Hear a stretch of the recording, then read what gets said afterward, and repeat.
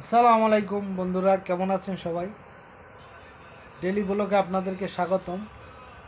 আজকে আমার বাবা আর আমি চলে আসলাম আপনাদের সামনে। তো কেমন লাগতেছে আমাদের দেখুন, নাড়ু পটল নিয়ে হাজির হলাম। তো বাস্তবমুখী কিছু কথা না বললেই নয়। জীবনটা আসলে সাজানো গোছানো না, এলোমেলো। কারো জীবন সুখে সমৃদ্ধিতে ভরা, আবার কারো জীবন পুষ্প পাতার মতো, যেটা নিমেষেই ঝরে যায়।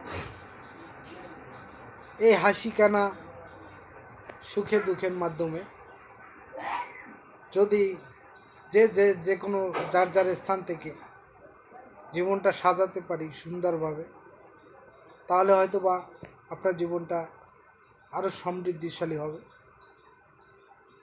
আপনি সেই ব্যক্তি, জন্মগ্রহণ করার পরে আপনি গরিব ছিলেন, এটা আপনার জীবনে ব্যর্থতা নয়। আপনার জীবনে একটি মাত্রই ব্যর্থতা, সেটা হলো আপনি কোন বিষয়ে মৃত্যুবরণ করবেন। হয়তো বা গরিব, না হয় ধনী, সেটা মানুষ দেখবে।